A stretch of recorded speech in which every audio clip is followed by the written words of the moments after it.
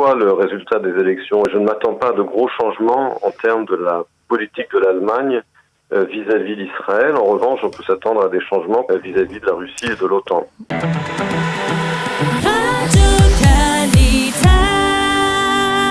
Professeur Emmanuel Navon, bonjour, Boker Tov, Moadim Lesimcha.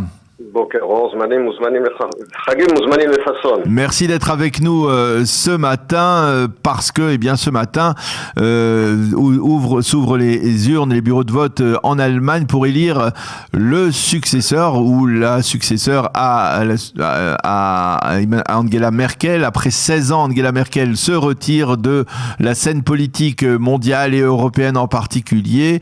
Alors avant de parler des potentiels successeurs d'Angela Merkel, je voudrais qu'on revienne un peu sur son bilan par rapport à l'État d'Israël. Comment peut-on définir sa politique au cours des 16 années de règne d'Angela Merkel ?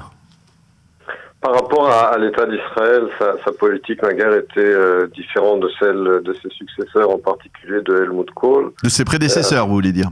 Oui, de ses prédécesseurs, pardon, à savoir un soutien très clair à la sécurité d'Israël. On l'a vu en particulier concernant la question des sous-marins, le fait que l'Allemagne a vendu ces fameux sous-marins à Israël, et d'un autre côté, effectivement, une position qui reste très traditionnelle sur l'opposition allemande, comme le reste des pays européens, aux constructions israéliennes au-delà de la ligne verte, et un soutien pour une solution de deux États, qui est devenue pour l'instant, comme on le sait, lettre morte. Donc, comme je l'ai dit, à côté des positions traditionnelles européennes sur la question du conflit israélo-palestinien, un soutien total à la sécurité d'Israël, et également une position souvent beaucoup plus favorable à Israël dans les instances internationales par rapport aux autres pays européens, en particulier la France.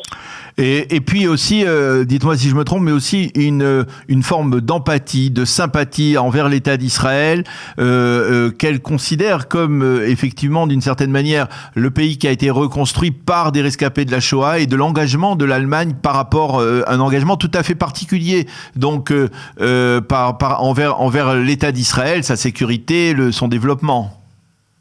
Oui, n'oubliez pas qu'Angela Merkel est la fille d'un pasteur qui a vécu sous le régime communiste d'Allemagne de l'Est, et a donc des convictions à la fois religieuses protestantes, mais également une politique étrangère foncièrement pro-atlantique et occidentale.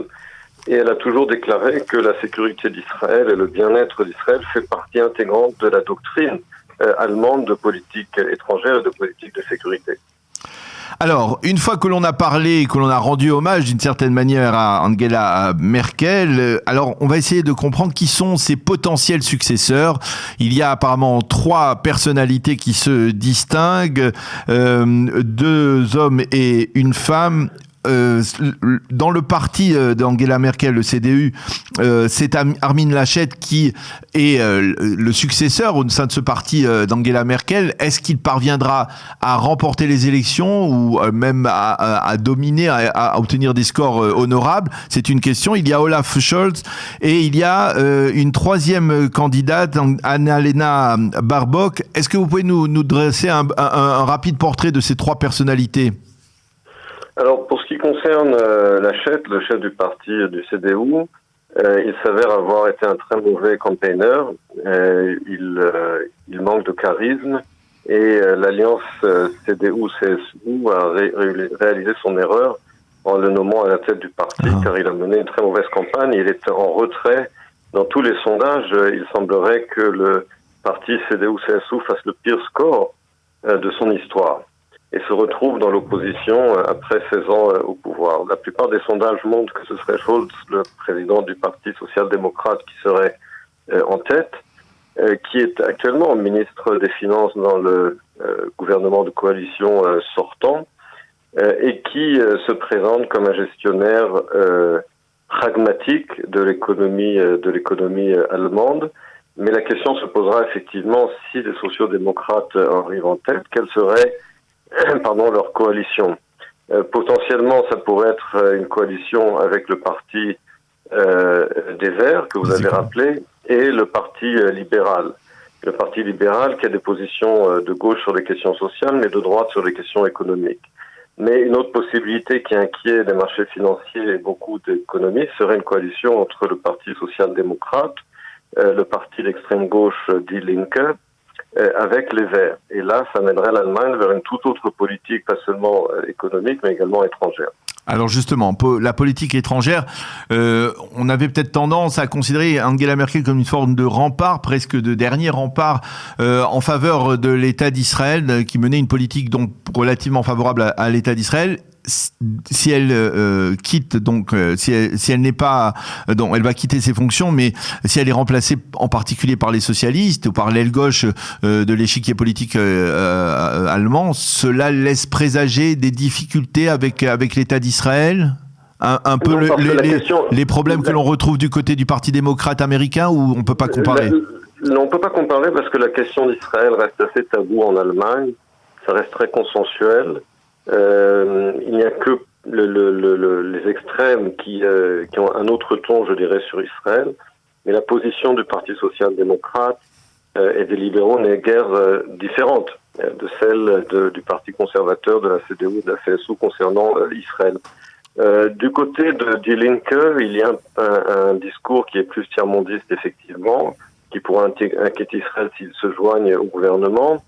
Même chose d'ailleurs du côté de l'alternative pour l'Allemagne, l'Alternative für Deutschland, qui ne sera pas évidemment dans la coalition, mais qui remet en cause justement je dirais, le devoir de mémoire en Allemagne et le soutien inconditionnel à l'État d'Israël. Donc quel que soit le résultat des élections, et même si les sociaux-démocrates forment un gouvernement, je ne m'attends pas à de gros changements en termes de la politique de l'Allemagne vis-à-vis d'Israël. En revanche, on peut s'attendre à des changements concernant la politique de l'Allemagne, par exemple, vis-à-vis de la Russie et de l'OTAN.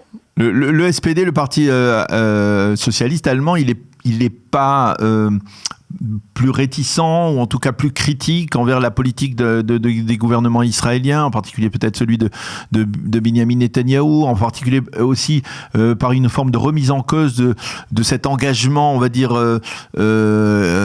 traditionnel, chronique entre Israël et l'Allemagne, de par ce qui s'est passé pendant la Shoah. Il n'y a pas une remise en cause de ces paramètres? D'abord, j'ai un scoop pour vous, Daniel. Benyamin Netanyahou n'est plus Premier ministre. Oui, non, mais je parlais à l'époque du Premier ministre. Oui, bien sûr. Mais même à l'époque de Benyamin Netanyahou, ça n'allait pas toujours très bien entre Merkel et Netanyahou. Mais on avait le sentiment que Merkel protégeait à l'époque l'État d'Israël avec des déclarations favorables, alors que du côté de la gauche allemande, on avait plutôt le sentiment qu'on remettait en cause justement un engagement clair, consensuel envers l'État d'Israël.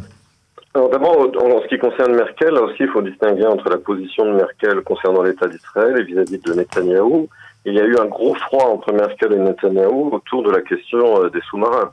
Oui. Lorsque Reuven Rivlin, le président de l'époque, était à Berlin, et qu'il s'est avéré qu'il ne savait pas lui-même que Netanyahou avait autorisé l'Allemagne à vendre des sous-marins à l'Égypte. Ni le président de l'État, ni le ministre de la Défense n'était au courant, et là Merkel s'est sentie, je dirais, trahie par Netanyahou. Donc il y a eu un très gros froid entre les deux chefs de gouvernement, mais cela au-delà évidemment du soutien de principe de Merkel pour l'État d'Israël. En ce qui concerne la position de la gauche allemande, comme je l'ai dit, il faut distinguer entre le parti social-démocrate, le SPD, et le parti de gauche dure Die Linke, qui est l'héritier du parti communiste allemand.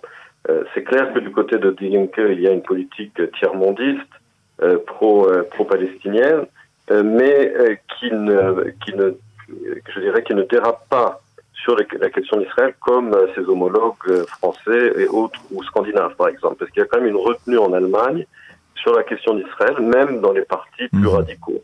Cette retenue, on ne la retrouve pas parmi les immigrants issus du Proche-Orient aujourd'hui en Allemagne, qui eux ont une attitude beaucoup plus agressive vis-à-vis d'Israël. Il serait intéressant de voir justement comment ces immigrants, comment ces réfugiés vont voter dans ces premières élections. Alors, les résultats, la formation d'un nouveau gouvernement, c'est vrai que ça peut prendre plusieurs semaines, voire même plusieurs mois, et qu'on pourrait se retrouver dans une situation de crise comme celle que l'on a vécue en Israël au cours des 2 dernières années?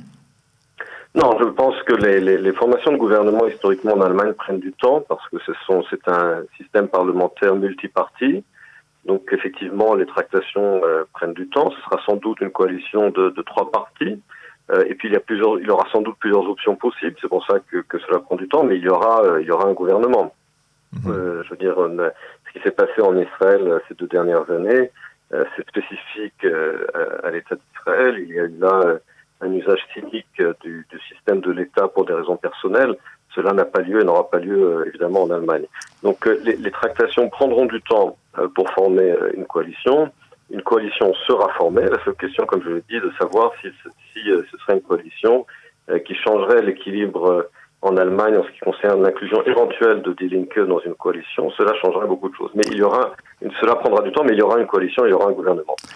Eh bien, professeur Emmanuel Navon, merci beaucoup de nous avoir éclairé donc sur ce dossier allemand, sur ces élections législatives en Allemagne. Merci d'avoir été avec nous ce matin. Encore une fois, Moadim Lesimcha, bonne fête de Sukkot et à bientôt. À bientôt, Moadim Lesimcha.